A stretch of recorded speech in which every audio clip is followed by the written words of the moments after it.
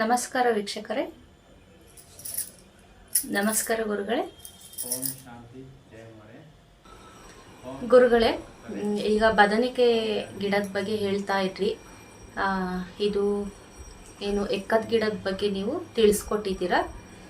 Next ಯಾವ್ಯಾವ ಮರದಲ್ಲೆಲ್ಲ ಬದನಿಕೆ ಬರುತ್ತೆ, ಇದರಿಂದ ಏನು ಪ್ರಯೋಜನ, ಇದನ್ನ ನಾವು ತರಬೇಕಾದ್ರೆ ಯಾವ ದಿನ ನೋಡಬೇಕು, ಯಾವ ಸಮಯದಲ್ಲಿ ತರಬೇಕು ಅನ್ನೋದು ನೀವು ನಮಗೆ ತಿಳಿಸ್ಕೊಡಿ. ಯಾಕೆಂತೇಳಿದ್ರೆ ಎಷ್ಟೋ ಜನಕ್ಕೆ ಬದನಿಕೆ ಗಿಡದ ಬಗ್ಗೆ ಗೊತ್ತಿಲ್ಲ. ಆದ ಕಾರಣ ಅವರಿಗೊಂದು ಅನುಕೂಲ ಆಗುತ್ತೆ ನೀವು ತಿಳಿಸೋದ್ರಿಂದ. ಅದರಿಂದ ತಿಳಿಸ್ಕೊಡಿ ಗುರುಗಳೇ. ಓಂ ಶಾಂತಿ ಭಕ್ತರೇ, ಇವತ್ತು ಒಂದು ಗಿಡಮೂಲಿಕೆ ಬಗ್ಗೆ ತಿಳಿಸ್ಕೊಡ್ತಾ ಇದ್ದೀನಿ. ಯಾವುದಪ್ಪ ಗಿಡ ಅಂದರೆ ಹುಣಸೆ ಮರ. ಹುಣಸೆ ಮರ ಅಂದರೆ ನಾವು ಹುಣಸೆ ಮರದಲ್ಲಿ ದೇವ್ರು ಕಾಣ್ಬೋದು. ಯಾವ ಥರ ಕಾಣ್ಬೋದು ಅಂದರೆ, ಹುಣಸೆ ಮರದಲ್ಲಿ ಒಂದು ಬದನೆ ಬಂದಿರುತ್ತೆ. ಬದನೆ ಅಂದರೆ ಅದೇ ಸಪ್ರೇಟಾಗಿ ಒಂದು ಕೊಂಬೆಯಲ್ಲಿ, ಒಂದು ರೆಂಬೆಯಲ್ಲಿ ಸಪ್ರೇಟಾಗಿ ಬಂದಿರುತ್ತೆ. ಅದೇ ಒಂದಷ್ಟು ಗಾತ್ರ ಗಂಟು ಬಂದ್ಬಿಟ್ಟು ಗಂಟಲ್ಲಿ ಒಂಥರ ಸೊಪ್ಪು ಥರ ಬಂದಿರುತ್ತೆ. ಆದರೆ ಹುಣಸೆ ಮರ ಸೊಪ್ಪು ಹೆಂಗಿದೆಯೋ ಹಂಗಿರೋದಿಲ್ಲ. ಅದಿನ್ನು ಸ್ವಲ್ಪ ದಪ್ಪನಾಗಿ ಇನ್ನು ಸ್ವಲ್ಪ ಅಗಲಕ್ಕೆ ಬರ್ತದೆ. ಇನ್ನು ಸ್ವಲ್ಪ ಒಂದೆರಡು ಬೆಳ್ಳಿ ಅಗಲಲ್ಲಿ ಬರ್ತದೆ ಸೊಪ್ಪು. ಇನ್ನು ಸ್ವಲ್ಪ ಸೊಪ್ಪು ದಪ್ಪ ಇರುತ್ತೆ, ಹುಣಸೆ ಸೊಪ್ಪು ಇದ್ದಂಗೆ ಇರೋದಿಲ್ಲ. ಅದರಲ್ಲಿ ಬದನೆಯಲ್ಲಿ ಲಕ್ಷ್ಮೀದೇವಿ ಉತ್ಪತ್ತಿ ಆಗಿರುತ್ತದೆ. ಹುಣಸೆ ಮರ ಅಂದರೆ ದಾರಿದ್ರ್ಯ ಲಕ್ಷ್ಮಿ ಅಂತ ಹೇಳ್ತಾರೆ. ಅದರಲ್ಲಿ ದೆವ್ವಗಳು, ರಾಕ್ಷಸರು, ಪಿಚಾಚಿಗಳು ವಾಸ ಮಾಡ್ತವೆ. ಅಂಥದ್ರಲ್ಲಿ ಅದಕ್ಕೆ ವಯಸ್ಸು ಆಗ್ತಾ ಏಜ್ ಆಗ್ತಾ ಇನ್ನು ಸುಮಾರು 50 ವರ್ಷ ಮೇಲೆ ದಾಟಿದ ಮೇಲೆ ಅದರಲ್ಲಿ ಬದನೆ ಬರುತ್ತೆ. ಈಗ ಬದನೆ ತೋರಿಸ್ಬೋದು, ಆದರೆ ಬೇರೆ ಕಡೆ ಇದೆ. ನೆಕ್ಸ್ಟ್ ಸ್ಪಾಟಲ್ಲಿ ತೋರಿಸೋಣ ಯಾವ ಥರ ಬದನೆ ಇರುತ್ತೆ ಅಂದರೆ. ಬೇರೆ ಬೇರೆ ಮರಗಳಲ್ಲೆಲ್ಲ ಇರುತ್ತೆ. ಈಗ ನೀವು ಬೇಗ ನೋಡಬೇಕಾದ್ರೆ ಬೇರೆ ಬೇರೆ ಮರದಲ್ಲಿ ಬದನೆ ಬಂದಿರೋದು ನೋಡ್ಬೋದು. ಆದರೆ ಹುಣಸೆ ಮರದಲ್ಲಾದರೂ ತುಂಬ ಯೋಗ ಇರಬೇಕು ನೀವು ನೋಡಬೇಕಾದ್ರೆ. ಖಂಡಿತ ಇರುತ್ತೆ, ಇರೋದಿಲ್ಲ ಅಂತ ಹೇಳೋದಿಲ್ಲ, ಖಂಡಿತ ಇರುತ್ತೆ. 1 ಕೋಟಿ ಮರಗಳು ಒಂದು ಮರದಾಗಲಿ ಇರುತ್ತೆ, ಎಲ್ಲ ಕಡೆಯೂ ಇರುತ್ತೆ. ಆ ಬದನೆ ಬಂದಮೇಲೆ, ಬದನೆ ಬಂದಿರೋದು ಯಾರಿಗಾದ್ರೂ ಗುರುಗಳು ನಿಮ್ಗೆ ಕಾಣಿಸಿದ್ರೆ ಗುರುಗಳನ್ನ ಕರ್ಕೊಂಡೋಗಿ, ಯಾರಂದ್ರೆ ಅವರು ಬುಡದಲ್ಲಿ ಕೈ ಹಾಕ್ಬಾರ್ದು, ಮತ್ತು ಅದನ್ನ ಹೆಂಗಂದ್ರೆ ಹಂಗೆ ತೆಗಿಯೋಕ್ಕೆ ಹೋಗ್ಬಾರ್ದು. ಅದರಲ್ಲಿ ಪವರ್ ಇರೋದಿಲ್ಲ. ಯಾರಂದ್ರೆ ಅದು ಅವರು ಹೋಗ್ಬಿಟ್ಟು ಅದನ್ನು ತೆಗಿಬೇಕಾದ್ರೆ ಪವರ್ ಇರೋದಿಲ್ಲ.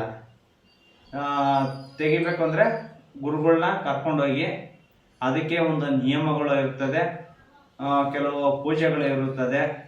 ಯಾವ ಥರ ಪೂಜೆ ಮಾಡಬೇಕು ಅನ್ನೋದು ಗುರುಗಳಿಗೆ ಗೊತ್ತಿರ್ತದೆ. ಗುರುಗಳನ್ನ ಕರ್ಕೊಂಡೋಗಿ ಪೂಜೆ ಮಾಡಿಸ್ಬಿಟ್ಟು ಮತ್ತೆ ಅದನ್ನು ತಗೊಂಡು ಬರಬೇಕಾದ್ರೆ ಪ್ಯಾಕ್ ಮಾಡ್ಕೋಬೇಕಾಗುತ್ತೆ. ಪ್ಯಾಕ್ ಮಾಡ್ಕೋಬೇಕಾದ್ರೆ ಕೆಲವು ನಿಯಮಗಳು ಇರ್ತದೆ. ಆ ನಿಯಮದಲ್ಲಿ ಅದನ್ನು ಪ್ಯಾಕ್ ಮಾಡಿಬಿಟ್ಟು ಅಲ್ಲಿಂದ ತಗೊಂಡು ಬರಬೇಕು. ತಗೊಂಡು ಬಂದಮೇಲೆ ನಿಮ್ಮ ಯಾರ್ಯಾರಿಗೆ ದೇವಸ್ಥಾನಕ್ಕೆ, ಕೆಲವ್ರಿಗೆ ದೇವಸ್ಥಾನ ಇರ್ತದೆ, ಕೆಲವ್ರಿಗೆ ದೇವಸ್ಥಾನ ಇರೋದಿಲ್ಲ. ಆದರೆ ದೇವಸ್ಥಾನಲ್ಲೇ ಇಡಬೇಕು ಅಂತೇನಿಲ್ಲ, ಮತ್ತು ಮನೆಯಲ್ಲೇ ಇಟ್ಕೋಬಾರ್ದು ಅಂತ ಏನು ಇರೋದಿಲ್ಲ.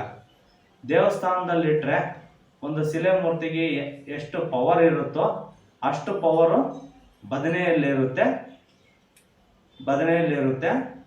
ಆದರೆ ಇದು ಶಿಲಾಮೂರ್ತಿಯಿಂದ ಒಂದು 50% ಪವರ್ ಇದ್ದರೆ, ಬದನೆಯಿಂದ ಒಂದು 50% ಪವರ್ ಇರುತ್ತೆ. ದೇವಸ್ಥಾನದಲ್ಲಿ ಏನಿಲ್ಲ, ಮನೆಯಲ್ಲೂ ಇಟ್ಕೋಬೋದು. ಸ್ವಚ್ಛವಾಗಿ ನಾವು ಏನು ಒಂದು ಹಿಡಿದಂಗೆ ನಾಜೂಕವಾಗಿ ಪ್ರತಿನಿತ್ಯ ಪೂಜೆಗಳು ಮಾಡಿಕೊಂಡು, ಪೂಜೆ ಕಾರ್ಯಕ್ರಮ ಮಾಡಿಕೊಂಡು ಇಟ್ಕೋಬೋದು. ತಗೊಂಡೋಗಿ ಮನೆಯಲ್ಲಿ ಇಟ್ಕೊಂಡ್ರೆ ಒಳ್ಳೆಯದಾಗುತ್ತೆ.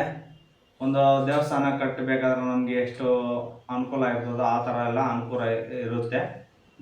ಬದನೆ ತಗೊಂಡೋಗಿ ನಿಮ್ಮ ಮನೆಯಲ್ಲಿ ಪೂಜೆ ಮಾಡ್ಕೋಬೋದು, ಪ್ರತಿಯೊಬ್ಬರು ಮಾಡ್ಕೋಬೋದು. ಆದರೆ ಏನಪ್ಪ ಅಂದರೆ, ಬದನೆ ತಗೊಂಡೋಗಿ ಯಾರ ಮನೆಯಲ್ಲಿ ಪೂಜೆ ಮಾಡ್ತಾರೋ ದೇವ್ರನ್ನ ಇಟ್ಕೊಂಡೋಗಿ ಈಗ ಕೆಲವು ದೇವಸ್ಥಾನಗಳಲ್ಲಿ ಸ್ವೀಟ್ ಮಾಡ್ತಾರೆ, ಕೆಲವು ದೇವಸ್ಥಾನದಲ್ಲಿ ಖಾರ ಮಾಡ್ತಾರೆ. ಆದರೆ ಬದನೆ ತಗೊಂಡೋಗಿ ಪೂಜೆ ಮಾಡಿಕೊಂಡ್ರೆ ಯಾವುದೇ ಕಾರಣಕ್ಕೂ ಖಾರ ಮಾಡಬಾರ್ದು. ಸ್ವೀಟ್ ಮಾತ್ರ, ಓನ್ಲಿ ಸ್ವೀಟ್ ಮಾಡಿಕೊಂಡ್ರೆ ದೇವ್ರು ನಿಮಗೆ ಒಳ್ಳೆಯ ಅನುಕೂಲ ಮಾಡಿಕೊಡ್ತಾರೆ. ಪ್ರತಿಯೊಂದರಲ್ಲೂ ನಿಮ್ಮ ಮಕ್ಕಳಿಗೆ, ಮೊಮ್ಮಕ್ಕಳಿಗೆ, ನಿಮ್ಮ ಮನೆಯವರಿಗೆ, ಕುಟುಂಬರಿಗೆಲ್ಲ ಒಳ್ಳೇದು ಮಾಡ್ತದೆ, ಒಳ್ಳೇದಾಗ್ತದೆ, ಒಳ್ಳೇದು ಮಾಡ್ತದೆ. ಆ ದೇವರು ನಿಮ್ಮನ್ನು ಚೆನ್ನಾಗಿ ಬೆಳೆಸ್ಕೊತಾರೆ. ಆದರೆ ಎಲ್ಲರಿಗೂ ಸಿಗೋದಿಲ್ಲ, ತುಂಬ ಕಷ್ಟ ಇರುತ್ತೆ. ಅವ್ರವ್ರ ಅದೃಷ್ಟ, ಯಾರ ಯೋಗ ಇರ್ತದೋ ಅವ್ರಿಗೆ ಮಾತ್ರ ಅನುಕೂಲ ಆಗ್ತದೆ. ಎಲ್ಲರಿಗೂ ನಮ್ಗೆ ಸಿಕ್ಕಬೇಕು, ನಮ್ಗೆ ಸಿಗ್ತದೆ ಅಂದರೆ ಅದು ಆಗುವಂಥ ಕೆಲಸ ಅಲ್ಲ. ಇನ್ನು ಕೆಲವು ಗುರುಮಕ್ಳು ಹೇಳ್ಬೋದು ಏನಂತ, ಸುಮ್ಮನೆ ಹೇಳ್ತಾರೆ ಸ್ವಾಮೀಜಿಗಳು, ಈ ಥರ ಇರೋದಿಲ್ಲ, ಈ ಥರ ಏನು ಇರೋದೇ ಇಲ್ಲ ಅಂತ ಅಂದ್ಕೊತಾರೆ. ಆದರೆ ಖಂಡಿತ ಇರುತ್ತೆ. ಎಲ್ಲ ಕಡೆ ಇರೋದಿಲ್ಲ. ಎಲ್ಲೋ ಒಂದು ಬೆಟ್ಟದಲ್ಲೋ ಇಲ್ಲ ಒಂದು ದೇವಸ್ಥಾನ ಹತ್ರ ವಯಸ್ಸಾಗಿರೋ ಮರಗಳಿಗೆ ಇರ್ತದೆ. ಯಾಕಂದರೆ ನಮ್ಮ ಗುರುಗಳು ಕರ್ಕೊಂಡೋಗಿ ನಮ್ಮನ್ನು ಕರ್ಕೊಂಡೋಗಿ ತೋರಿಸಿದ್ದಾರೆ, ಸಂಶೋಧನೆ ಎಲ್ಲ ಮಾಡಿದ್ದಾರೆ. ಆ ಗಿಡ ಏನು ಪ್ರಯೋಜನಕ್ಕೆ ಬರುತ್ತೆ, ಯಾವ ಥರ ಎಲ್ಲ ಅನುಕೂಲ ಆಗ್ತದೆ, ಅದನ್ನು ತಗೊಂಡೋಗ್ಬೇಕಾದ್ರೆ ಏನೆಲ್ಲ ಮಾಡಬೇಕು, ಯಾವ ಥರ ಅದನ್ನು ತಗೊಂಡೋಗಿ ಯಾವ ಥರ ನಾವು ನಿಯಮದಿಂದ ಭಕ್ತಿಯಿಂದ ಪಾಲಿಸ್ಬೇಕು ಅಂತ ನಮಗೆ ಗುರುಗಳು ಕಲಿಸ್ಕೊಟ್ಟಿದ್ದಾರೆ. ಬೇಕಾದರೆ ನೀವು ಗುರುಗಳನ್ನ ಕರ್ಕೊಂಡೋಗಿ ಎಲ್ಲನ ನೀವು ನೋಡಿದರೆ, ಗುರುಗಳನ್ನ ಭೇಟಿಯಾಗಿ ಕರ್ಕೊಂಡೋಗಿ ಅದು ತಗೊಂಡೋಗಿ ನಿಮ್ಮ ಮನೆಯಲ್ಲಾದರೂ ಇಲ್ಲ ದೇವಸ್ಥಾನದಲ್ಲಾದರೂ ಇಟ್ಕೊಂಡು ಪೂಜೆ ಮಾಡ್ಕೊಳ್ಳಿ. ಅವಾಗ ಗೊತ್ತಾಗುತ್ತೆ ನಿಮ್ಗೆ. ಇವಾಗ ಗೊತ್ತಾಗೋದಿಲ್ಲ. ಏನಪ್ಪ ಈ ಸ್ವಾಮಿಗಳು ಹಿಂಗೆ ಹೇಳ್ತಾರೆ ಅನ್ನೋದು ಭಾವನೆ ನಿಮ್ಗೆ ಇವಾಗ ಅರ್ಥ ಆಗೋದಿಲ್ಲ. ಅವಾಗ ಅರ್ಥ ಆಗುತ್ತೆ. ದೇವಸ್ಥಾನದಲ್ಲೋ ಇಲ್ಲ ನಿಮ್ಮ ಮನೆಯಲ್ಲೋ ಇಟ್ಕೊಂಡು ಪೂಜೆ ಮಾಡಿದ್ರೆ ಅರ್ಥ ಆಗುತ್ತೆ. ಅಷ್ಟುವರೆಗೂ ಏನೋ ಸುಮ್ಮನೆ ಹೇಳ್ತಾ ಇದ್ದಾರೆ ಅನ್ನಿಸ್ತದೆ. ಆದರೆ ಯಂತ್ರ ಮಂತ್ರ ತಂತ್ರಕ್ಕೆ ಒಳ್ಳೆ ಅನುಕೂಲ ಇರುತ್ತೆ. ಮತ್ತು ಭಕ್ತಿಯಿಂದ ಮಾಡಿಕೊಂಡ್ರೆ ಇನ್ನೂ ಚೆನ್ನಾಗಿ ದೇವರು ಒಲಿತಾರೆ.